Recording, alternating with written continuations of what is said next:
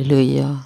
મારા વહાલા ભાઈ બહેનો, જ્યાં સરસામાન છે એ સામાનની અંદર તમે તમારું વસ્તુ જુઓ છો. કદાચ પાણીમાં બી તણાઈ જાય તો પણ તમે ખુશ રહો. પ્રભુ યેસુ તમને આશીર્વાદ દેશે. જ્યારે તમે સંગ્રહ કરો છો, લોકોનું જે આવે તે કાઢીને એ જરૂર તમે લોકો સુધી પહોંચાડશો તો પ્રભુ આશીર્વાદ કરશે, અને છુપાવી લેશો તો પ્રભુ કહેશે એનું ભરી આપવાનો બદલો મારી પાસે છે.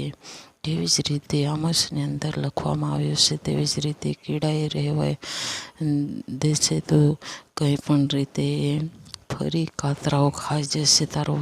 દેવનું વચન છે તે જ પ્રમાણે પાણી રહેવા દેશે તો ધરતીકંપ આવશે, ધરતીકંપ રહેવા દેશે તો બમલાશ થશે, એવું દેવનું વચન કહે છે. દેવના ભવિષ્યવાણી કહે છે.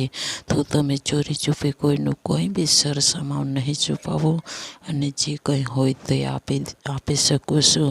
કેમ કે આ જે લોકો છુપાવી લેશે, મારું કહેશે એવી રીતના પણ લઈ લેશે, પણ દેવ જોઈ રહ્યો છે. તમે સાંભળો, સ્વીકાર કરો, માન્ય કરો, અને જે પાણી હજુ પણ આવનાર છે એ હું જોઈ રહી છું. પ્રભુ તમને ચેતવણી આપે છે. તમે સ્વસ્થ રહો, પ્રાર્થનામાં રહો, ખુશીથી શાંતિથી એકબીજાની સેવા કરો. પ્રભુ તમને જરૂર આશીર્વાદ કરશે. પણ ચોરી છુપે કંઈ બી કરશો તો ભરી આપવાનો બદલો મારી પાસે છે, એવું દેવ કહે છે.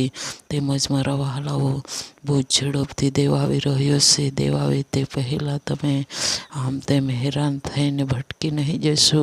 દેવને વળગી રહેશો તો તમને જીવન મળશે. આજ સંપત્તિ તો આજે છે અને કાલે નથી. સંપત્તિ પર તમે ભરોસો કરશો નહીં, દેવ પર ભરોસો રાખો.